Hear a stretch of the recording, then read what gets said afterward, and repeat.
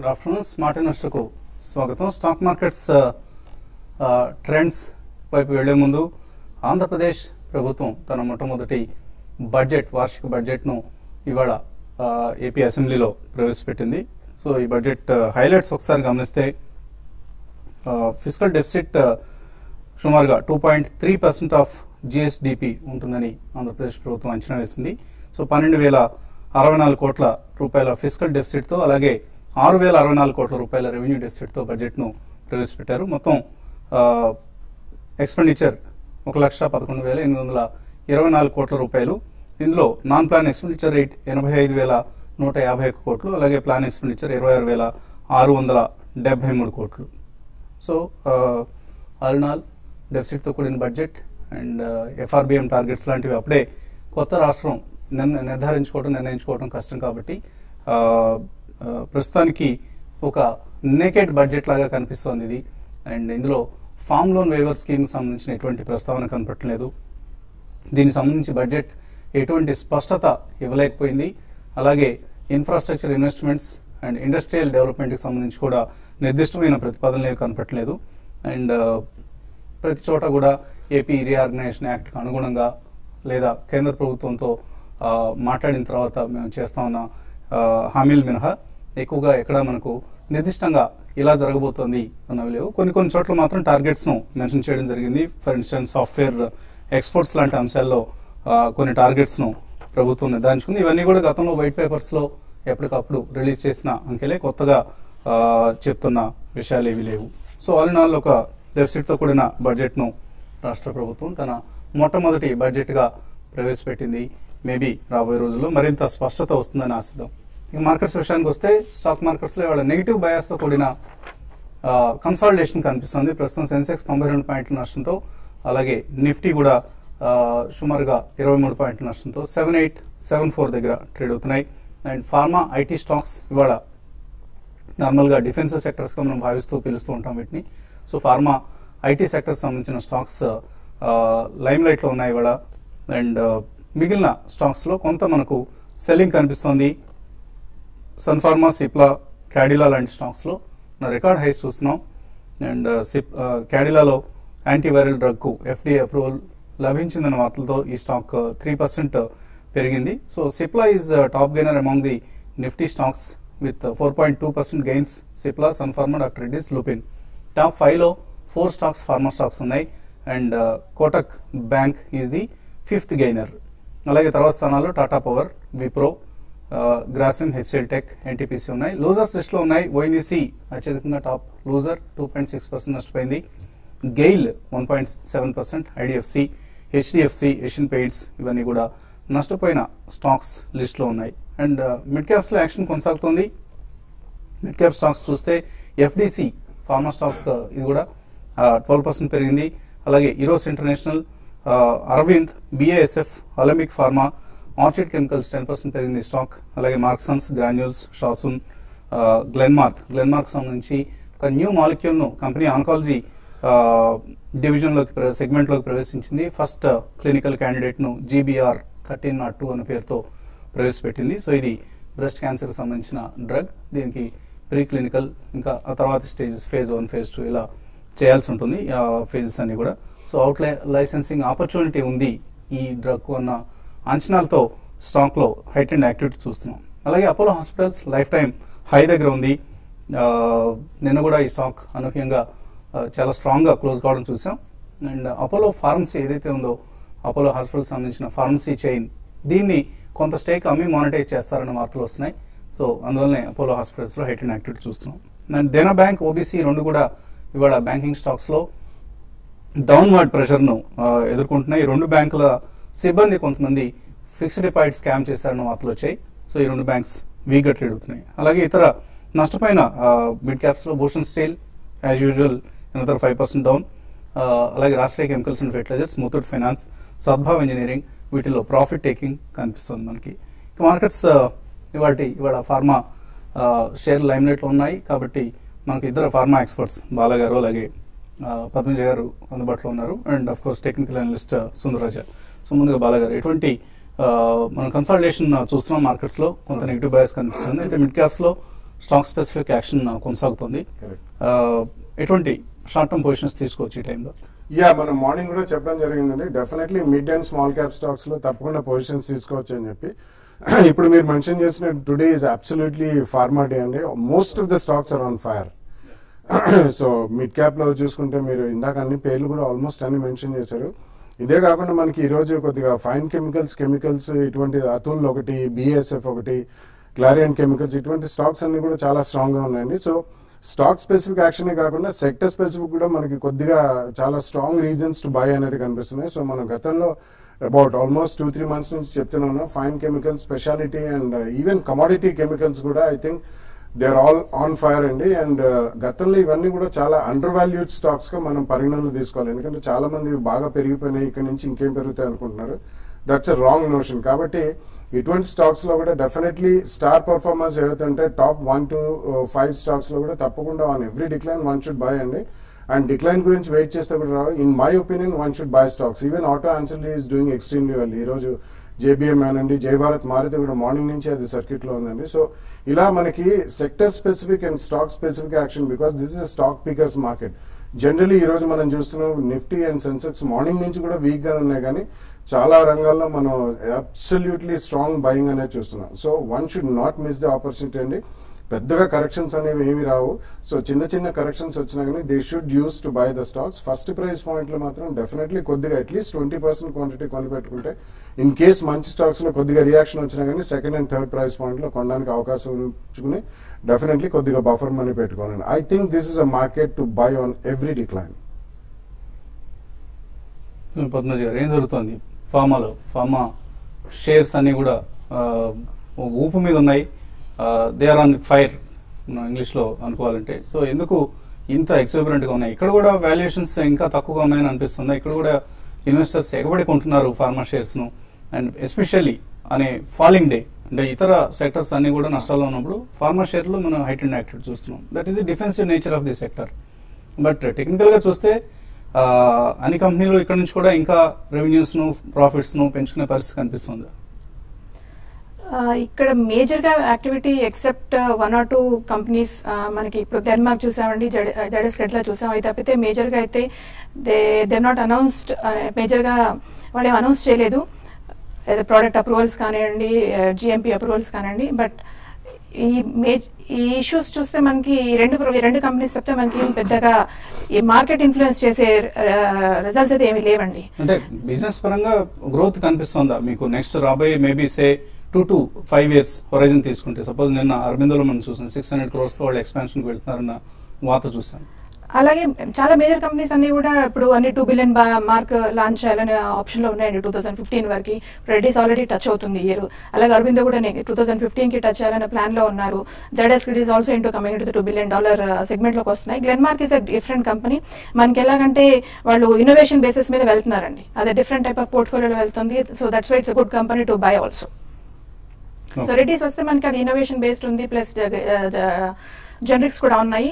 $2 billion mark లో ఉన్నారనమాట sales రెవెన్యూలో. అందుకని కొంత పుష్ ఉందండి. ఈ 2015 is going to be good ఈ ఫైనాన్షియల్ ఇయర్. బేసికల్ గా ఫార్మా సెగ్మెంట్ కి చాలా మంచి segment. Okay, so next maybe 1 to 1.5 years perspective తో ఇన్వెస్టర్స్ ఇన్వెస్ట్ చేయొచ్చు ఈ సెక్టర్ సంబంధించిన స్టాక్స్ లో. 6 months will be very good. Across the board వెళ్ళొచ్చా అని, ఏదో ఏ ఫార్మా షేర్ కనపడితే అందులో దూరొచ్చా, లేకపోతే సెలెక్టివ్ గా వెళ్ళటం మంచిదా? లేదు, సెలెక్టివ్ గా వెళ్ళాలండి. ఒకసారి వాళ్ళ రెవెన్యూ ప్లాన్ ఎట్లా ఉంది, ఎలా ఇన్వెస్ట్ చేస్తున్నారు, on their product pipe line, product approvals ఎలా ఉన్నాయి చూసుకొని మనం ఇన్వెస్ట్ చేస్తే బెటర్ అండి అక్కడ. ఎందుకంటే మనం గతంలో కూడా చూసాం, ఒక సెక్టర్ లైమ్ లైట్ లో ఉంటే చిన్న చిత్క కంపెనీలు కూడా పార్టిసిపేట్ చేస్తుంటాయి. సాధారణంగా వాటిల్లోకి వెళ్ళి ఆ స్మాల్ క్యాప్ స్టాక్స్ లో ఇన్వెస్టర్స్ స్ట్రక్ అవుతూ ఉంటారు. బట్ ఆఫ్ కోర్స్ ఫార్మాలో అంత వాస్ట్ సైజ్ ఆఫ్ కంపెనీస్ లేవు, ఎక్కువ లార్జ్ నెంబర్ ఆఫ్ కంపెనీస్ లేవు.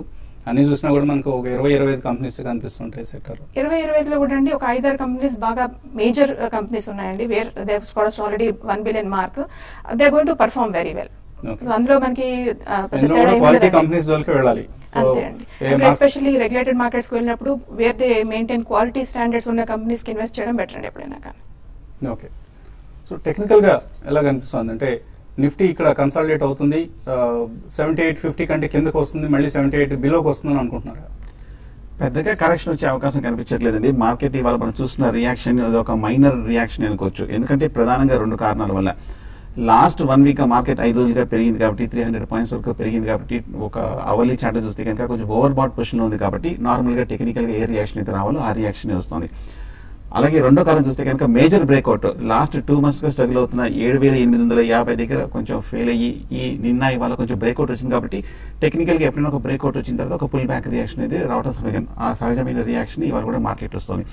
లాస్ట్ 2 రోజులుగా చూస్తే కనుక 7,900 దగ్గర కొంచెం పరీక్షించి దానిపైన క్లోజ్ అవ్వకపోవడం అక్కడ రియాక్షన్ వస్తుంటే కనుక చూస్తుంటే 7,900 దగ్గర ఒక మైనర్ టాప్ ఏర్పడినట్టు కనిపిస్తుంది. సో బహుశా short term next few days కి 7,900 అనేది ఒక షార్ట్ టర్మ్ రెసిస్టెన్స్ గా ఫామ్ అయింది. బట్ నా ఉద్దేశం మార్కెట్ కొంచెం రియాక్షన్ బిగిన్ అయింది కాబట్టి ఇంచుమించు డేస్ లో దగ్గర సెకండ్ హాఫ్ లో కూడా ఉంది కాబట్టి ఒక ఫర్దర్ రియాక్షన్ కూడా వచ్చే అవకాశం ఉంది. ఇంట్రాడే సపోర్ట్ 7,850, దాని కింద కనుక దిగి దాని కింద ట్రేడ్ అవుతే మటుకు ఫర్దర్ వీక్నెస్ 7,800 వరకు. సో మాక్సిమం నా ఉద్దేశం ఈ రియాక్షన్ లో 7,800 వరకే వచ్చే అవకాశం ఉంది. సో ఏ మాత్రం 7,800 పైన కనుక 1 or 2 days పటిష్టంగా నిలబడిందంటే ఫర్దర్ గా లాంగ్ పొజిషన్ తీసుకొని స్ట్రిక్ట్ గా ఎప్పుడే స్టాప్ లాస్ పెట్టుకోవచ్చు. ఒకవేళ ఏదైనా ఎక్స్టర్నల్ రీజన్స్ కి 7,800 బ్రేక్ అయ్యి దాని కింద కనుక 1 or 2 days క్లోజ్ అయిన మటుకు షార్ట్ టర్మ్ కరెక్షన్ వచ్చే అవకాశం ఉంది. సో మార్కెట్ నా ఉద్దేశం ఓవరాల్ గా పాజిటివ్ చిన్న డిప్ లో క్లోజర్ టు 7,800 దగ్గర బై పొజిషన్ తీసుకొని 7,750 కింద అంటే జస్ట్ 50 పాయింట్స్ కింద స్టాప్ లాస్ పెట్టి హోల్డ్ చేయొచ్చు లాంగ్ పొజిషన్ ని. షార్ట్స్ మటుకు ఇంకా అవాయిడ్ చేయడమే మంచిది. సో నెక్స్ట్ 12 months లో CIMB సెక్యూరిటీస్ చెప్తోంది నిఫ్టీ 5 digits 10,000 మార్కును టచ్ చేస్తుందని. సో మీరు నమ్ముతున్నారా దాన్ని? వచ్చే అవకాశాలు ఎక్కువ కనిపిస్తుందండి. ఎందుకంటే మనం లాస్ట్ 2 months గా చూస్తే కనుక వీక్లీ చార్ట్లను మంత్లీ చార్ట్లను డబుల్ టాప్ ప్యాటర్న్ ఫామ్ అయింది. ఈసారి బ్రేక్అవుట్ అయింది.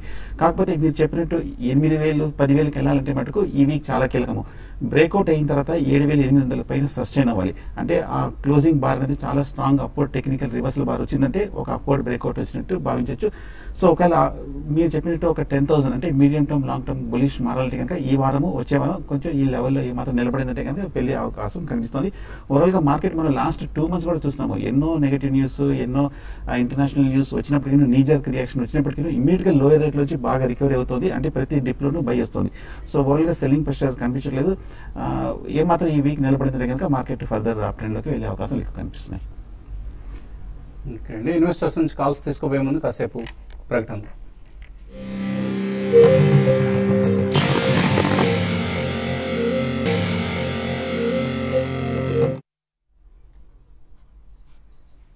స్మార్ట్ ఇన్వెస్టర్ తిరిగి స్వాగతం. కాలర్స్ లైన్ ఉన్నారు. ఫస్ట్ కాలర్ నర్సన్నపేట నుంచి బాబు. Hello sir. నమస్తే సార్. నమస్తే అండి, అడగండి సార్. జేపీ 85 లో కొన్నాను, ఇప్పుడు 54 ఉంది. ఇండియా బుల్ రియల్ ఎస్టేట్ 83 లో కొన్నాను, 73 ఉంది సార్. ఇప్పుడు ఇది యావరేజ్ చేయొచ్చా లేకపోతే మళ్ళీ ఎల్ఐ ఫామ్ ఈ రేట్ లో కొనొచ్చా అండి? ముందుగా JP IB real estate average చేయొచ్చా? ఇక్కడ ఇంకా డౌన్ సైడ్ రిస్క్ ఉందా? పెద్దగా లేదనిపిస్తుందండి. మనం చూస్తున్నాము జేపీ అసోసియేట్ 90 రూపీస్ నుంచి 54 రూపీస్ వరకు రావడం జరిగింది. లాస్ట్ 1 year చూస్తే కనుక కరెక్ట్ గా 50 to 55 మధ్యన ఒక మేజర్ బాటం కూడా లాంగ్ టర్మ్ సపోర్ట్ కూడా రావడం. మంచి అట్రాక్షన్ రేట్ లో కూడా కనిపిస్తుంది. షార్ట్ టర్మ్ కరెక్షన్ కూడా పూర్తి అయినట్టు కనిపిస్తుంది. ఓకే, ఇది ఒక ఫస్ట్ బయింగ్ పాయింట్ గా 50 to 52 రూపీస్ దగ్గర బై పొజిషన్ తీసుకోవచ్చు. ఐబీ రియల్ ఎస్టేట్ కూడా చూస్తున్నాము 110 రూపాయల నుంచి 65 రూపాయల వరకు తగ్గి లాస్ట్ 2-3 రోజులు కొంచెం స్ట్రాంగ్ రీబౌండ్ అయింది. బట్ ఓవరాల్ గా మనం చూస్తే కనుక కన్స్ట్రక్షన్ రియల్ ఎస్టేట్ కొంచెం వీక్ గానే కనిపిస్తుంది. బట్ ప్రైస్ లాంగ్ టర్మ్ చూస్తే కనుక మనం లాస్ట్ 1 year పెరిగిన దానికి చూస్తే కనుక రీట్రేస్మెంట్ మొత్తం అయిపోయినట్టు కనిపిస్తుంది. ఇది ఒక మీడియం టర్మ్ బాటమ్ ఇక్కడ కరెంట్ లెవెల్ 65 to 70 రూపీస్ మధ్య ఏర్పడే అవకాశం కనిపిస్తుంది. సో 2 స్టాక్స్ ఇది ఒక ఫస్ట్ బయింగ్ పాయింట్ గా పెట్టి బై తీసుకోవచ్చు. ఎల్డర్ ఫార్మా కొనుక్కోవచ్చు ఇక్కడ? డెఫినెట్లీ నో అండి. ఎందుకంటే వాళ్ళది complete majority of the portfolio అంతా టోరెంట్ వాళ్ళకి అమ్మేశారండి. సో ఓన్లీ రెసిడ్యుయల్ బిజినెస్ లో it's just quoting that value కాబట్టి వాల్యూ చూసి అట్రాక్ట్ అవుతున్నట్టున్నారు. In my opinion definitely Elder Pharma avoid చేయండి. You can buy JB Chemicals and Pharmaceuticals అండి. బికాజ్ ఐ థింక్ అది కొంచెం గత 3 to 6 months వేరే స్టాక్స్ తో పోల్చుకుంటే ఎక్కువగా పెరగలేదు. It's a very strong company with more than 450 crores in the balance sheet and 150 crores capex కూడా అనౌన్స్ చేశారు. And they have 3 among the top 100 brands in the world also. JB would be a better fit. Elder Pharma avoid చేయండి. Of course, ఇవాళ అన్ని pharma షేర్ల తరహాలోనే elder pharma కూడా 13% లాభంతో trade అవుతుంది, 23 రూపాయల లాభంతో. తర్వాత కాలర్ లైన్ ఉన్నారు సతీష్ రామగుండం నుంచి. Hello hello sir. అడగండి సతీష్. Hello sir. ఎల్ఐసి ఫైనాన్స్ 330 లో బై ఉన్నాయండి. అలాగే రిలయన్స్ ఇన్ఫ్రా 730 లో ఉన్నాయి సార్. అవి ఓకే, ఏం చేయాలి? LIC housing and Reliance infra. మీరు కొన్న ప్రైస్ 330 ఇంచుమించు అదే అండి. హై 340 వరకు పెరిగి మనం లాస్ట్ ఫ్యూ వీక్స్ గా చూస్తే కనుక స్ట్రాంగ్ రియాక్షన్ రావడం చూసాము. బట్ కానీ టెక్నికల్ గా ఇంకా వీక్ గా ఉన్నప్పటికీ నుంచి నా ఉద్దేశం 270 to 280 దగ్గర స్ట్రాంగ్ సపోర్ట్ కనిపిస్తుంది. లాస్ట్ ఫ్యూ డేస్ గా ఇక్కడ నుంచి స్వల్ప రియాక్షన్ చూస్తున్నాము.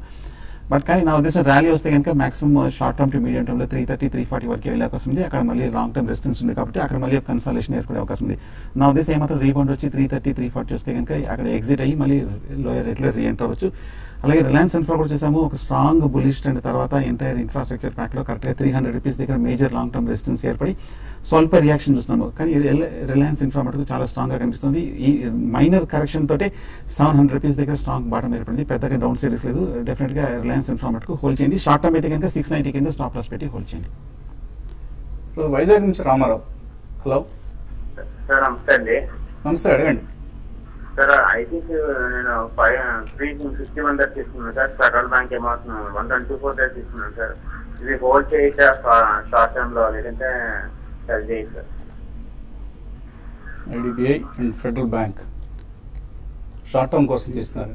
ఐటీసీ అన్నారు. ఐటీసీయా మీరు అడిగింది? ITC sir. ITC, okay.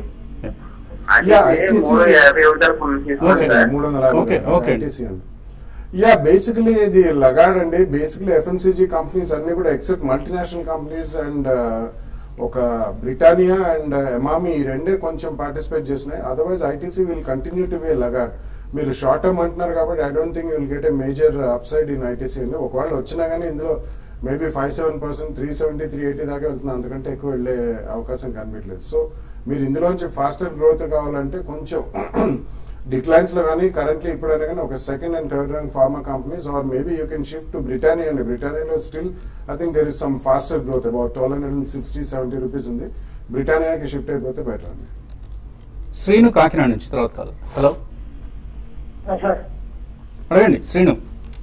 Sir Reliance 1040 కాలం సార్ 7 రూపీస్ లో, బయోకాన్ 500 కాదు 6 రూపీస్ లో ఉన్నాయి. రిలయన్స్ అండ్ బయోకాన్ కాల్స్ లో ఉన్నారు ఆయన. రెండు స్టాక్స్ చూస్తే కనుక ఈ మధ్యనే లాస్ట్ 2-3 డేస్ గా కొంచెం స్వల్ప రికవరీ మనం చూస్తున్నాము. పాజిటివ్ ఇండికేషన్స్ కనిపిస్తున్నాయి. మనం లాస్ట్ కపుల్ ఆఫ్ వీక్స్ గా చూస్తున్న ఒక reaction short term correction Biocon లో కానీ రిలయన్స్ ఇండస్ట్రీస్ కానీ పూర్తయినట్టు కనిపిస్తుంది. కాకపోతే మార్కెట్ ఈ లెవెల్ నుంచి రెండు స్టాక్స్ బులిష్ అవ్వాలంటే కనుక మార్కెట్ కూడా డెఫినెట్ గా సస్టైన్ అవ్వాలి. ప్రస్తుతానికి అయితే హోల్డ్ చేయండి. నా ఉద్దేశం మార్కెట్ కొంచెం ఈ రెండు స్టాక్స్ కొంచెం పడిన తర్వాత కొంచెం స్వల్ప side ways and high rate లో వచ్చే అవకాశం ఉంది. కొంచెం స్వల్ప ప్రాఫిట్ వచ్చినప్పుడు ఎగ్జిట్ అవ్వచ్చు. రిలయన్స్ ఇండస్ట్రీస్ ముఖ్యంగా 1050 దగ్గర స్ట్రాంగ్ రెసిస్టెన్స్ ఉంది, అక్కడ మీరు ఎగ్జిట్ అవ్వచ్చు. ప్రొద్దుటూరు నుంచి Srinivasulu last caller. Hello hello sir. అడగండి శ్రీనివాసులు. సార్ ఇప్పుడు యూబీ యునైటెడ్ బ్రూవరీస్ షేర్ కొనొచ్చా సార్? యూబీ యునైటెడ్ బ్రూవరీస్ ఎంతకాలం హోల్డ్ చేస్తారు సార్? 1 year sir. తీసుకోవచ్చు. ఐ డోంట్ థింక్ సో అండి. బేసికలీ యూబీ గ్రూప్ లో యునైటెడ్ స్పిరిట్స్ అది డిఆర్జిఓ వాళ్ళ మేనేజ్మెంట్ వాళ్ళ చేతిలోకి వెళ్ళింది కాబట్టి I think it has got some life అండి. అండ్ వాళ్ళు 30 బైబ్యాక్ కూడా ఉంది. But otherwise Indian made foreign liquor generally ఆ సెక్టర్ కి అంత ఫ్యాన్సీ లేదండి. సెకండ్లీ కార్పొరేట్ గవర్నెన్స్ కానివ్వండి, ట్రాన్స్పరెన్సీ కానీ అంత ఎక్కువ ఉన్నది. So in my opinion you can avoid and go for better sector or other sector. రెండు ఫార్మా కౌంటర్స్ గురించి అడుగుతున్నారు. రాజా, అలెంబిక్ అండ్ నెక్టార్ లైఫ్ సైన్సెస్. సో ఇందాక మనం అనుకున్నాం ఏ కౌంటర్ పడితే ఆ కౌంటర్లో వెళ్ళొచ్చా అని. So Nectar is a very small time player in the pharma space. So ఇటువంటి కంపెనీస్లో ఇన్వెస్ట్ చేయొచ్చా? అలెంబిక్ అండ్ నెక్టార్ రెండు ఇన్వెస్ట్ చేయొచ్చండి లాంగ్ టర్మ్ కి. అంటే not short term, long term కి చేసుకోవచ్చు. ఎందుకంటే Alembic is going good into regulated markets and Nectar is also coming into that అండి. మేబీ 2 years అలా హోల్డ్ చేయగలిగితే రెండు స్టాక్స్ లో పెట్టచ్చు. So they are expect to అంటే వాళ్ళ సైజ్ పెరిగే ఛాన్స్ కనిపిస్తుంది. పెరుగుతుందండి. ఓకే. అలాగే పరమేశ్వరప్ప అని పేరుతో వచ్చింది. BPCL, HPCL, MRF current market price లో 2 years కోసం తీసుకోవచ్చా? యా డెఫినెట్ గా తీసుకోవచ్చండి. బీపీసీఎల్, హెచ్పిసిఎల్ రెండు sooner than later deregulation complete అయిపోతుంది. అండర్ రికవరీస్ కూడా నెక్స్ట్ 1 month లో ఎక్కువగా ఉండవు అని చెప్పే వాదన మనకి చాలా స్ట్రాంగ్ గా వినిపిస్తుంది కాబట్టి you can buy both of them. Rerate చేస్తున్నారు. ఇప్పుడే నిన్న గోల్డ్మెన్ సాక్స్ కూడా చూసాం. బోత్ బీపీసీఎల్, హెచ్పిసిఎల్ రెండింటి కూడా 25 to 50% రీరేటింగ్ జరగడం చూసాం. రంగనాథ్ కోనేటి అడుగుతున్నారు. ఫండమెంటల్లీ గుడ్ స్టాక్స్ ను రికమెండ్ చేయమంటున్నారు. ఇవి మనం ఎప్పటికప్పుడు రికమెండ్ చేస్తున్నాం అండి. మీరు జేపీ అసోసియేట్స్ 60 కాల్ తీసుకున్నారు. వెంకటరమణ హోల్డ్ చేయొచ్చా? ప్రస్తుతానికి హోల్డ్ చేయండి. నా ఉద్దేశం ఓవరాల్ గా లాస్ట్ ఫ్యూ వీక్స్ గా స్ట్రాంగ్ రియాక్షన్ చూసాము. సెల్లింగ్ ప్రెషర్ గ్రోత్ అవుతుంది కాబట్టి బాగా మేజర్ కన్సల్టేషన్ అయ్యేంత వరకు ఏమాత్రం ర్యాలీలో కొంచెం ఎగ్జిట్ అవ్వచ్చు. మురళీకృష్ణ అడుగుతున్నారు, ఎస్బీఐ ఏ లెవెల్లో ఎంటర్ కావచ్చు? ఎస్బీఐ చూస్తే కనుక టెక్నికల్ గా ఇప్పుడే కొంచెం పాజిటివ్ గా మారిందండి. 2800 వరకు పెరిగి ఈ మధ్య కొంచెం 2350 వరకు పడింది. సో ఈ లెవెల్లో కొంచెం స్ట్రాంగ్ సపోర్ట్ ఉంది. 2400 లెవెల్లో కన్సల్టేషన్ అవుతుంది. ఓకే, ఇది ఒక ఫస్ట్ బయింగ్ పాయింట్ గా పెట్టి బై చేయొచ్చు. యామిని అడుగుతున్నారు, సేలన్ ఎక్స్ప్లోరేషన్ 490లో, క్రెయిన్ సాఫ్ట్వేర్ 48లో ఉన్నాయి, ఏం చేయాలి? I think Celan Exploration you can keep and ఎందుకంటే it's a very small cap company when it comes to oil exploration. But Crane Software అనేది it's a product package software retailer and reseller అండి. ఇందులో major గా development activity ఉండదు. I think అటువంటి share నుంచి మాత్రం బయటకు వచ్చేయచ్చు. జైన్ ఇరిగేషన్ 98 రూపీస్లో హోల్డ్ చేస్తున్నారు. సత్యనారాయణ విజయవాడ నుంచి హోల్డ్ చేయొచ్చా? హోల్డ్ చేయండి. రీసెంట్ బాటమ్ లోనే తీసుకున్నారు. ర్యాలీ వస్తే కనుక 100-110 వరకు వెళ్ళే అవకాశం ఉంది. సిమెన్స్ ఫ్యూచర్స్ లో 900లో కొన్నారు. కరుణాకర్ హోల్డ్ చేయొచ్చా? హోల్డ్ చేయండి. కాకపోతే కరెక్ట్ గా 900-920 దగ్గర స్ట్రాంగ్ రెసిస్టెన్స్ ఉంది. కరెక్ట్ గా ఫ్యూచర్స్ కాబట్టి 840 కింద స్టాప్ లాస్ పెట్టి హోల్డ్ చేయండి. క్యాస్ట్రాల్ ఇండియా 360లో కొన్నారు. హరిత హోల్డ్ చేయొచ్చా? Yeah, it's a good company you can hold అండి. Lubricant oils లో they are pioneers in India, number 1 company అండి. డెఫినెట్లీ హోల్డ్ చేయమని చెప్తాను. సో ఇది ఇవాల్టి స్మార్ట్ ఇన్వెస్టర్. రేపు ఉదయం 8 గంటలకు మళ్ళీ బిజినెస్ బ్రేక్ఫాస్ట్ కలుద్దాం.